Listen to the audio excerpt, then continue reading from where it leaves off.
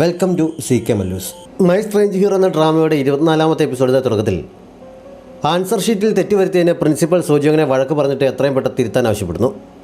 ഇതൊക്കെ ഇടയ്ക്കിടയ്ക്ക് സംഭവിക്കാറുള്ളതല്ലേ, പിന്നെ എല്ലാവരും എന്തിനാണ് ഇത്ര പ്രശ്നമുണ്ടാക്കുന്നതെന്ന് സ്റ്റാഫ് റൂമിൽ വെച്ച് ഒരു സാറ് പറഞ്ഞപ്പോൾ ഈ ഉത്തരങ്ങൾ തിരുത്തുന്നതോടെ ചേമിൻ്റെ മാർക്ക് കുറയും, അതോടെ അവൻ്റെ അമ്മ വലിയ പ്രശ്നമുണ്ടാക്കാൻ സാധ്യതയുണ്ടെന്ന് ടീച്ചർ പറയുന്നു.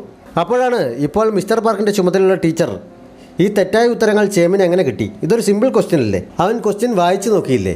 പക്ഷേ അവൻ തെറ്റുത്തരം എഴുതിയിട്ടും അവന് മാർക്ക് എങ്ങനെ കിട്ടിയെന്നൊക്കെ സോജിയോങ്ങിനോട് ചോദിക്കുന്നത്. വാക്കുകൾ സൂക്ഷിച്ച് ഉപയോഗിക്കുന്നതായിരിക്കും നല്ലത് എന്ന് പറഞ്ഞ് IB ക്ലാസ്സിലെ ടീച്ചർ അവരെല്ലാം വിലക്കുന്നതിനാൽ എല്ലാവരും പിരിഞ്ഞു പോകുന്നു. IB ക്ലാസ്സിലെ കുട്ടികൾക്കും ടീച്ചർമാർക്കുണ്ടായ അതേ സംശയം ഉണ്ടാക്കുന്നുണ്ട്. അതെങ്ങനെ സംഭവിച്ചു എന്നവർ ചേമിനോട് ചോദിച്ചപ്പോൾ അബദ്ധത്തിൽ അങ്ങനെ വന്നതാകുമെന്ന് ചേമിൻ പറഞ്ഞെങ്കിലും അവരത് വിശ്വസിക്കാൻ തയ്യാറാകുന്നില്ല. എല്ലാവരും ചേമിനെ പരിഹസിക്കുന്ന രീതിയിൽ സംസാരിക്കുകയും ചിരിക്കുകയും ഒക്കെ ചെയ്തപ്പോൾ അവൻ ദേഷ്യപ്പെട്ട് ക്ലാസ്സിൽ നിന്ന് ഇറങ്ങിപ്പോകുന്നു. സേഹോ ഒന്ന് സ്കൂളിൽ വെച്ച് ബോക്സുവിനെ കണ്ടപ്പോൾ മിസ്റ്റർ പാർക്കിനെ കുറിച്ച് എന്തോ പറയാൻ തുടങ്ങിയെങ്കിലും അദ്ദേഹത്തിൻ്റെ പേര് പോലും പറയാനുള്ള യോഗ്യത നിനക്കില്ല എന്ന് പറഞ്ഞ് ബോക്സു അത് കേൾക്കാൻ തയ്യാറാകാതെ അവിടെ നിന്ന് പോകുന്നു. നിനക്ക് ചെയ്യാനുള്ള നീ ചെയ്, എനിക്ക് ചെയ്യാനുള്ളത് ഞാനും ചെയ്യാമെന്ന് സേഹോ ബോക്സ് പോയിടത്തേക്ക് നോക്കിയെന്നുകൊണ്ട് പറയുന്നുണ്ട്. സ്കൂളിലെ അഴിമതിയെക്കുറിച്ച് ശേഖരിച്ച തെളിവുകളെല്ലാം ചേർത്ത് ഇന്ന് വാർത്ത പുറത്തുവിടാനുള്ള തയ്യാറെടുപ്പിലാണ് മിഞ്ചി. അവൾ ഡോക്യുമെന്റ്സ് എല്ലാം അടുക്കി പെറുക്കിക്കൊണ്ടിരിക്കുമ്പോൾ ലീജിയോങ് ഒരു കോഫി അവൾക്ക് നൽകിയിട്ട് അവളുടെ ജോലിയിലുള്ള ആത്മാർത്ഥതയെ അഭിനന്ദിക്കുന്നു. ഈ ജോലിയുടെ പണം നമുക്ക് ബോക്സിന് തിരികെ കൊടുത്തേക്കാം. 9 വർഷങ്ങൾക്ക് മുമ്പ് അവന് വേണ്ടി ഒന്നും ചെയ്യാൻ കഴിയാതിരുന്നതിൽ എനിക്ക് വളരെ വിഷമമുണ്ടായിരുന്നു. ഇത് ഞാൻ അതിന് പകരമായി ചെയ്യുന്ന സഹായമാണ് എന്നവൻ പറഞ്ഞപ്പോൾ മിഞ്ചിയും സന്തോഷത്തോടെ സമ്മതിക്കുന്നു. ഈ ജോലി പൂർത്തിയായി കഴിഞ്ഞാൽ നമുക്കൊരു ടൂർ പോകണമെന്ന് ലീജിയോങ് പറഞ്ഞപ്പോൾ മിഞ്ചി വല്ലാതെ സന്തോഷിക്കുന്നുണ്ട്. പക്ഷേ ട്രിപ്പിൽ ബോക്സും കൂടി ഉണ്ടെന്ന് പറഞ്ഞപ്പോൾ അവൾക്ക് ദേഷ്യം വരുന്നു. ഞാൻ വരുന്നില്ല, വീടിന് പുറത്തിറങ്ങാൻ പേരൻസ് സമ്മതിക്കില്ല എന്നവൾ ദേഷ്യം തീർക്കാൻ പറഞ്ഞിട്ട് പോകുന്നു. അവൾ പോയി കഴിഞ്ഞപ്പോൾ ലീജിയോങ് വായ്ക്കിട്ടടിച്ച് ഞങ്ങൾ 2 പേരും മാത്രമേ ഉള്ളെന്ന് പറയാൻ വന്നിട്ട് ഞാൻ ഇങ്ങനെയാണല്ലോ പറഞ്ഞത്, അവളെ ശരിക്കും പേരൻസ് വിടില്ലേ, ഞാൻ റിസർവേഷൻ ക്യാൻസൽ ചെയ്യേണ്ടി വരുമോ എന്ന് സ്വയം പറയുന്നു. സോജിയോങ് വിളിച്ചതനുസരിച്ച് ബോക്സ് വണ്ടിയിൽ അവളെ കാണാൻ ചെല്ലുന്നു. പക്ഷേ വണ്ടിക്കുള്ളിൽ കയറിയിരുന്ന് കുറേ സമയമായിട്ടും അവളൊന്നും മിണ്ടാതിരിക്കുന്ന കണ്ട് നമ്മൾ ബ്രേക്കപ്പ് ആയതല്ലേ, നീ പിന്നെയും എന്നെ ഇടയ്ക്കിടയ്ക്ക് എന്തിനാണ് വിളിക്കുന്നത്, നമ്മുടെ റിലേഷൻ വീണ്ടും തുടങ്ങണമെന്ന് പറയാനാണെങ്കിൽ തൽക്കാലം എനിക്ക് ഇൻട്രസ്റ്റ് ഇല്ല എന്ന് പറയുന്നു. അവളുടെ മൂഡ് ഓഫ് മാറ്റാൻ വേണ്ടിയാണ് അവൻ അങ്ങനെയൊക്കെ പറഞ്ഞത്. മൂഡ് മാറിയപ്പോൾ സോജിയോങ് പതുക്കെ സംസാരിച്ചു തുടങ്ങുന്നു. സേഹോയുടെ പണം ഞാൻ തിരികെ നൽകി, അവനാണ് എനിക്ക് പണം തന്നതെന്ന് നിനക്കറിയാമായിരുന്നു എന്ന് ഞാൻ അറിഞ്ഞു. നീ ഒരിക്കൽ പോലും എന്നോട് അതിനെക്കുറിച്ച് പറയാതിരുന്നത് എന്തുകൊണ്ടാണ് എന്നവൾ ചോദിക്കുന്നു. സേഹോ പറഞ്ഞു തന്നെ നീ അറിയുന്നതാണ് നല്ലത് എന്നെനിക്ക് തോന്നി. ഞാൻ പറഞ്ഞറിയുമ്പോൾ നിനക്ക് കൂടുതൽ വിഷമമായേക്കുമെന്ന് കരുതിയാണ് ഞാൻ പറയാതിരുന്നത് എന്നവൻ പറയുന്നു. 9 വർഷങ്ങൾക്ക് മുമ്പ് എൻ്റെ താമസ സ്ഥലത്തെക്കുറിച്ച് കുട്ടികൾക്കിടയിൽ പറഞ്ഞു പരത്തിയത് സേഹോ ആയിരുന്നെന്ന് നിനക്കറിയാമായിരുന്നു എന്ന് ഞാൻ കേട്ടല്ലോ എന്ന് സോജിയോങ് ചോദിച്ചപ്പോൾ അന്ന് അത് അറിയാതെ തന്നെ നീ ഒരുപാട് വിഷമിച്ചതല്ലേ, അതുകൂടി കരുതി കഴിയുമ്പോൾ നീ ഒന്നുകൂടി വിഷമിക്കുമോ എന്ന് എനിക്ക് പേടിയായിരുന്നു.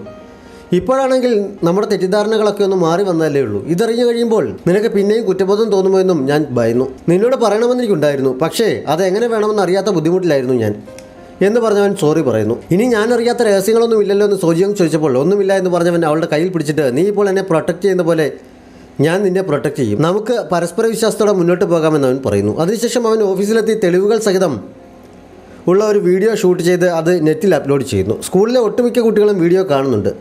നിമിഷങ്ങൾക്ക് തന്നെ വീഡിയോ വൈറലാകുന്നു. സോജിയോങ്ങിൻ്റെ കുറ്റസമ്മതം മുഖവും ശബ്ദവും തിരിച്ചറിയാത്ത വിധത്തിലാണ് വീഡിയോയിൽ ഉൾപ്പെടുത്തിയിരുന്നത്. വീഡിയോ വൈറലായതോടുകൂടി TVക്കാരും പത്രക്കാരും വാർത്ത ഏറ്റെടുക്കാൻ നിർബന്ധിതരാകുന്നു. ബോക്സുവിനെ എന്നെ സ്കൂളിൽ നിന്ന് പറഞ്ഞയക്കാൻ ഞാൻ നിന്നോട് പറഞ്ഞതല്ലേ, എൻ്റെ സ്കൂൾ ഇങ്ങനെ നശിപ്പിച്ചപ്പോൾ നിനക്ക് സമാധാനമായോ എന്ന് ചോദിച്ച് സേഹോയുടെ അമ്മ അവന് നേരെ കയർക്കുന്നുണ്ട്. ബോക്സു ഞാൻ വിചാരിച്ചതിനേക്കാളും മിടുക്കനായിരുന്നല്ലോ എന്ന് സേഹോ അവർ പോയി കഴിഞ്ഞപ്പോൾ ചിന്തിക്കുന്നുണ്ട്. പ്രിൻസിപ്പൽ ചോദ്യപേപ്പർ ലോക്കർ തുറന്നെടുക്കുന്ന വീഡിയോയും ബോക്സു ഉൾപ്പെടുത്തിയിരുന്നതിനാൽ സേഹോയുടെ അമ്മ ഉടൻ തന്നെ പ്രിൻസിപ്പലിനെ വിളിച്ച് ഈ ആരോപണങ്ങളുടെ എല്ലാം മുഴുവൻ ഉത്തരവാദിത്വവും അദ്ദേഹം സ്വമേധയെ ഏറ്റെടുക്കാൻ തയ്യാറാവണം എന്ന് ആവശ്യപ്പെടുന്നു.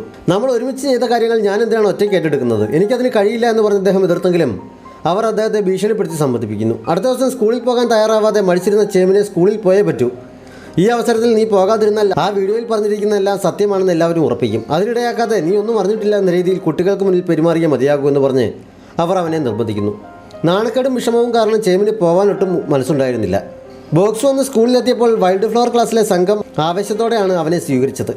സാധാരണ ബഹുമാനമൊന്നും കാണിക്കാറില്ലാത്ത സെങ്വു പോലും അവനോട് ബഹുമാനത്തോടെ സംസാരിക്കുന്നു. ബോക്സുവിൻ്റെ ധൈര്യത്തെ എല്ലാവരും പുകഴ്ത്തുകയും അവൻ ശരിക്കും ഒരു ഹീറോ തന്നെയാണ് എന്ന് പറയുകയും ഒക്കെ ചെയ്യുന്നു. ബോക്സുവിനെ ആരെങ്കിലും അപകടപ്പെടുത്താൻ സാധ്യതയുണ്ടോ എന്ന സംശയത്തിൽ ഞങ്ങൾ ബോഡി ഗാർഡ്സായി ഒപ്പം ഉണ്ടാകും എന്ന് പറഞ്ഞ് അവർ അവനെ പൊതിഞ്ഞു പിടിച്ചാണ് ക്ലാസ്സിലേക്ക് കൊണ്ടുപോയത്. അന്ന് സ്റ്റാഫ് റൂമിലും ആകെ ബഹളമായിരുന്നു. ആർക്കും ഫോൺ താഴെ വെക്കാൻ പോലും സമയമുണ്ടായിരുന്നില്ല. ഈ വാർത്തകൾ സത്യമാണോ എന്നറിയാൻ തുരുതുര പേരൻസിൻ്റെ കോൾ വന്നുകൊണ്ടിരിക്കുകയാണ്. എല്ലാവരും തിളച്ചെണ്ണയിലിട്ടതുപോലെ കിടന്ന് പിടയുകയാണെന്ന് പറയാം. ഇടയ്ക്കൊന്ന് ഫ്രീ ആയപ്പോൾ ടീച്ചർമാരും കാശ് കൊടുത്ത് ജോലിക്ക് കയറിയെന്ന് പറയുന്നത് സത്യമാണോ? നമ്മുടെ കൂട്ടത്തിൽ ആരായിരിക്കും അങ്ങനെ ചെയ്തിട്ടുണ്ടാവുക? ആരാണ് വീഡിയോയിൽ കുറ്റസമ്മതം നടത്തിയ കൂട്ടത്തിലെ വിസിൽ ബ്ലോവർ എന്നൊക്കെ പല ചർച്ചകളും ടീച്ചർമാർക്കിടയിൽ നടക്കുന്നു. കാശ് കൊടുത്ത് കയറിയ 1-2 ടീച്ചർമാർ ആകെ വെപ്രാളം പിടിച്ച് മറ്റുള്ളവരോട് ഇതിനെക്കുറിച്ച് ചർച്ച ചെയ്യാതിരിക്കാൻ പറയുന്നുണ്ട്. സോജിയോങ് അറിയാതെയാണോ ബോക്സു ഇതെല്ലാം ചെയ്തതെന്ന് വൈസ് പ്രിൻസിപ്പൽ ചോദിച്ചപ്പോൾ എനിക്കൊന്നും അറിയില്ല എന്ന് അവൾ പറയുന്നു. അമ്മയുടെ നിർബന്ധം സഹിக்க വയ്യാതെ ചേമിൻ ക്ലാസ്സിലെത്തുന്നു. മറ്റു കുട്ടികൾ അവനെ പരിഹസിച്ച് ചിരിക്കുകയും സംസാരിക്കുകയും ഒക്കെ ചെയ്യുന്നുണ്ട്. ഇത്രയൊക്കെ സംഭവിച്ചിട്ട് സ്കൂളിൽ വന്ന അവൻ്റെ തൊലിക്കട്ടി അപാരമാണ് എന്നൊക്കെ അവർ പറയുന്നുണ്ട്. ചേമിൻ ഇതെല്ലാം കേൾക്കുന്നുണ്ടായിരുന്നു. വൈസ് പ്രിൻസിപ്പൽ വിളിപ്പിച്ചതനുസരിച്ച് ബോക്സു സ്റ്റാഫ് റൂമിലേക്ക് എത്തുന്നു. സോജിയോങ് അവനെ കണ്ടപ്പോൾ വെപ്രാളത്തിൽ ചാടിയെണീച്ചെങ്കിലും അവളെ നോക്കി ഒന്ന് പുഞ്ചിരിച്ചിട്ട് അവൻ വൈസ് പ്രിൻസിപ്പലിൻ്റെ അടുത്തെത്തുന്നു. സ്കൂളിനോട് എങ്ങനെ ഇത് ചെയ്യാൻ തോന്നി? എത്ര കുട്ടികളുടെ ഭാവിയാണ് നീ കാരണം നശിക്കാൻ പോകുന്നതെന്ന് അറിയാമോ എന്നൊക്കെ ചോദിച്ചാൽ അദ്ദേഹവും IV ക്ലാസ്സിൻ്റെ ക്ലാസ് ടീച്ചറും ഒക്കെ ബോക്സുവിനെ കുറ്റപ്പെടുത്തിയെങ്കിലും കുട്ടികളുടെ ഭാവി നശിക്കുന്നതിനും ഈ കുഴപ്പങ്ങൾക്കുമൊക്കെ യഥാർത്ഥ കാരണക്കാരായവരെയാണ് കുറ്റപ്പെടുത്തേണ്ടത്, എന്നെയല്ല എന്ന് ബോക്സു പറയുന്നു. ആ സമയത്താണ് ടീച്ചർ ഓടി വന്നിട്ട് അത്യാവശ്യമായി ന്യൂസ് വയ്ക്കാൻ പറഞ്ഞ് TV ഓൺ ചെയ്ത് വാർത്ത വയ്ക്കുന്നത്. സ്കൂൾ ഓഡിറ്റോറിയത്തിൽ പത്രസമ്മേളനം വിളിച്ചുകൂട്ടി പ്രിൻസിപ്പൽ എല്ലാത്തിൻ്റെയും ഉത്തരവാദിത്തം ഏറ്റെടുത്ത് ജോലി രാജിവെക്കുകയാണ് എന്നറിയിക്കുന്നത് എല്ലാവരും TVയിലൂടെ കാണുന്നു. യുവൻ പറഞ്ഞ് പത്രസമ്മേളനത്തിൻ്റെ വിവരം പറഞ്ഞ് സേഹോ അങ്ങോട്ടേക്ക് പോകുന്നു. തങ്ങൾ വിചാരിച്ചതുപോലെ ഒന്നും സംഭവിക്കാതെ പ്രിൻസിപ്പൽ കുറ്റം ഏറ്റെടുക്കുന്ന കണ്ട് ബോക്സും പുറകെ സോജിയോങ്ങും ഓഡിറ്റോറിയത്തിലേക്ക് ഓടുന്നുണ്ട്. സേഹോ ഓഡിറ്റോറിയത്തിൽ എത്തുമ്പോൾ അവൻ്റെ അമ്മയാണ് മൈക്കിലൂടെ സംസാരിച്ചു കൊണ്ടിരുന്നത്. എൻ്റെ അറിവോടെയല്ല സ്കൂളിൽ ഈ അഴിമതിയൊന്നും നടന്നത്. തെറ്റ് ചെയ്തവരെ ശിക്ഷിക്കാനായി ഇപ്പോഴത്തെ പ്രിൻസിപ്പലിനെയും ചെയർമാനെയും പിരിച്ചുവിട്ട് ഞാൻ പരിഹാരം കാണുന്നതാണ്. ഈ സ്കൂളിനെ ഞാൻ എൻ്റെ സ്വന്തം കുഞ്ഞിനെ പോലെയാണ് കാണുന്നത് എന്നൊക്കെ പറഞ്ഞ് അവർ മൈക്കിന് മുന്നിൽ നിന്ന് കരയുന്നത് കണ്ടപ്പോൾ സേഹോയ്ക്ക് തന്നോട് തന്നെ പുച്ഛമാണ് തോന്നിയത്. ബോക്സും സോജിയും കൂടി ഓഡിറ്റോറിയത്തിൽ നിന്ന് പുറത്തിറങ്ങിയ പ്രിൻസിപ്പലിനെ തടഞ്ഞു നിർത്തി കള്ളം പറഞ്ഞ് ഈ ഉത്തരവാദിത്തം മുഴുവൻ ഏറ്റെടുത്ത് എന്തിനാണെന്ന് ചോദിച്ചെങ്കിലും എല്ലാം ഞാൻ തനിച്ചാണ് ചെയ്തത്, എനിക്ക് മറ്റൊന്നും പറയാനില്ല എന്ന് പറഞ്ഞ് അദ്ദേഹം ഒഴിഞ്ഞു മാറിപ്പോകുന്നു. മുന്നോട്ട് നടക്കുമ്പോൾ കുറ്റമേറ്റെടുക്കുന്നതിന് സേഹോയുടെ അമ്മ നൽകിയ ഓഫർ അദ്ദേഹം ഓർമ്മിക്കുന്നുണ്ട്. സ്കൂളിൽ നിന്ന് ഈ രീതിയിലുണ്ടാക്കിയ പണം ഉപയോഗിച്ച് ഒരു യൂണിവേഴ്സിറ്റി തുടങ്ങാനുള്ള പ്ലാനിങ്ങിലാണ് ഞാൻ. ഇപ്പോൾ ഈ ഉത്തരവാദിത്തം മുഴുവനായി ഏറ്റെടുത്ത് എന്നെ സഹായിച്ചാൽ നിങ്ങളെ ആ യൂണിവേഴ്സിറ്റിയുടെ പ്രസിഡൻ്റായി ഞാൻ നിയമിക്കും. 30 വർഷത്തെ കരിയർ ഒറ്റ ദിവസം കൊണ്ട് ഇല്ലാതാക്കണോ അതോ തൽക്കാലത്തേക്കൊന്ന് വിട്ടു നിൽക്കണോ എന്ന് നന്നായി ആലോചിക്കാനാണ് അന്ന് തമ്മിൽ കണ്ടപ്പോൾ അവർ അദ്ദേഹത്തോട് പറഞ്ഞത്.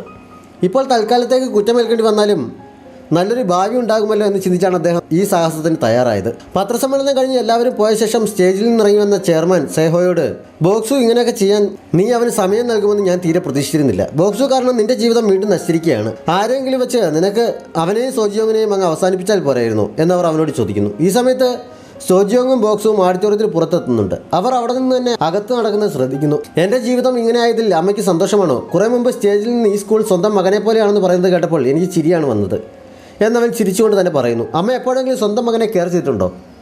എനിക്കൊരിക്കലും അങ്ങനെ തോന്നിയിട്ടില്ല എന്നവൻ പറയുന്നു. ശരിയാണ്, നീ വിലപിടിപ്പുള്ളതാണ് എന്ന് എനിക്കൊരിക്കലും തോന്നിയിട്ടില്ല. നിന്നെപ്പോലെ സ്നേഹം കിട്ടാൻ വേണ്ടി കരഞ്ഞുകൊണ്ടിരിക്കുന്നവരെ എനിക്ക് തീരെ ഇഷ്ടമല്ല. നീ അന്ന് റൂഫ് ടോപ്പിൽ നിന്ന് ചാടിയതും നിൻ്റെ മനസ്സിലൊട്ടും കട്ടിയില്ലാത്തത് കൊണ്ടാണ്. എന്നെ വേണ്ടെന്ന് വെച്ചപ്പോൾ നിൻ്റെ അച്ഛൻ്റെ കുടുംബത്തിൽ നിന്ന് എനിക്ക് ആകെ കിട്ടിയത് നീയും പിന്നെ ഈ സ്കൂളുമാണ്.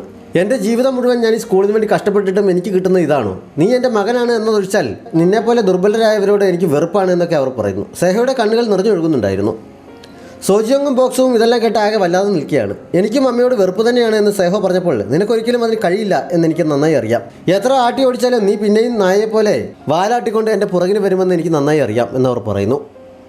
ഇപ്പോൾ സേഹോ ശരിക്കും കരഞ്ഞുകൊണ്ട് അതിനമ്മ ഒരിക്കൽ പോലും എന്നെ സ്നേഹിച്ചിട്ടില്ലല്ലോ എന്ന് ചോദിച്ചപ്പോൾ അവർ അസ്വസ്ഥതയോടെ നീ എൻ്റെ മകൻ തന്നെയാണെന്ന് എനിക്ക് വിശ്വസിക്കാൻ കഴിയുന്നില്ല. നിനക്ക് നാണമില്ലേ? ഞാൻ നിന്നെ വെറുത്താലും നീ എൻ്റെ ഒരേ ഒരു മകനായതുകൊണ്ട് എൻ്റെ മരണശേഷം ഇതെല്ലാം നിനക്കുള്ളത് തന്നെയല്ലേ? അതുകൊണ്ട് നിനക്ക് തൃപ്തനായിക്കൂടെ എന്നവർ ചോദിക്കുന്നു. എനിക്കതൊന്നുമല്ല വേണ്ടതെന്ന് സേഹോ പറഞ്ഞപ്പോൾ അവർ അസ്വസ്ഥതയോടെ അവിടെ നിന്ന് പോകുന്നു. ബോക്സ് സോജിയോങ്ങിനെയും കൊണ്ട് വാതിൽക്കൽ നിന്ന് മാറുന്നുണ്ട്. എനിക്കതൊന്നും വേണ്ട എന്ന് സേഹോ ഉച്ചത്തിൽ വീണ്ടും വിളിച്ചു പറയുന്നുണ്ട്. പ്രിൻസിപ്പൽ മോഷ്ടിച്ച ക്വസ്റ്റ്യൻ പേപ്പർ അയച്ചു തന്നത് നിനക്കല്ലേ എന്ന് ചോദിച്ച ക്ലാസ്മേറ്റിനെ ചേമിനെ ആക്രമിക്കുന്നു. അവൻ തിരിച്ചും. അവർ തമ്മിൽ നല്ല അടി നടക്കുന്നുണ്ട്. സേഹോ ഓഡിറ്റോറിയത്തിൽ നിന്നിറങ്ങി ജീവശവം പോലെ നടന്നു വരുമ്പോൾ സോജിയോങ്ങും ബോക്സും അവൻ്റെ അടുത്തേക്ക് ചെല്ലുന്നുണ്ട്. എന്തു പറഞ്ഞാണ് അവനെ ആശ്വസിപ്പിക്കേണ്ടത് എന്നറിയാതെ അവരവിടെ നിൽക്കുമ്പോഴാണ് ചേമിൻ മുഖത്ത് പരിക്കുകളുമായി അതുവഴി വന്നത്. നിനക്കെന്ത് പറ്റിയെന്ന് സോജിയോങ് അവനോട് ചോദിച്ചെങ്കിലും അവൻ മറുപടിയൊന്നും പറയാതെ അവിടെ നിന്ന് ഓടുന്നു. എന്തോ അപകട സൂചന കിട്ടിയതിനാൽ സോജിയോങ്ങും ബോക്സും അവൻ്റെ പുറകെ ഓടുന്നുണ്ട്. ചേമിൻ റൂഫ് ടോപ്പിലേക്കാണ് പോയത്. അവൻ അവിടെ നിന്ന് ചാടാൻ തയ്യാറെടുക്കുന്നത് കണ്ടുകൊണ്ടാണ് ബോക്സും സോജിയോങ്ങും അവിടേക്ക് എത്തിയത്. അവർക്ക് പുറകെ തന്നെ സേഹോയും അവിടെ എത്തുന്നു. ചാടരുതെന്ന് ബോക്സു ചേമിനോട് വിളിച്ചു പറഞ്ഞിട്ട് മുന്നോട്ട് ചെല്ലാൻ തുടങ്ങിയെങ്കിലും അടുത്തേക്ക് വരരുത്, വന്നാൽ ഞാൻ ഉറപ്പായും ചാടുമെന്ന് പറഞ്ഞവൻ സൈഡ് വോളിലേക്ക് കയറുന്നു. മുമ്പ് സേഹോ അവിടെ നിന്നത് ബോക്സുവിൻ്റെ കൺമുന്നിൽ തെളിയുന്നു. എന്ത് വേണമെന്നറിയാതെ അവനും സോജിയോങ്ങും വെപ്രാളപ്പെട്ട് നിൽക്കുമ്പോൾ സേഹോ ഒട്ടും കൂസല്ലാതെ മുന്നോട്ട് നടന്നു നിന്നിട്ട് നീ ചാടുന്നത് തന്നെയാണ് നല്ലത്, അതോടെ തീരുമല്ലോ എന്ന് പറയുന്നു. സോജിയോങ്ങും ബോക്സും ചേമിനും അമ്പരപ്പോടെ അവനെ നോക്കുന്നിടത്ത് ഈ എപ്പിസോഡ് അവസാനിക്കുന്നു. ഏതെങ്കിലും കൂട്ടുകാർ സബ്സ്ക്രൈബ് ചെയ്യാതെ നമ്മുടെ ചാനൽ കാണുന്നുണ്ടെങ്കിൽ വേഗം തന്നെ മറക്കാതെ സബ്സ്ക്രൈബ് ചെയ്യുക. നോട്ടിഫിക്കേഷൻ ലഭിക്കുന്നതിനായി ബെല്ലൈക്കൺ കൂടി അമർത്തുക. Thanks for watching.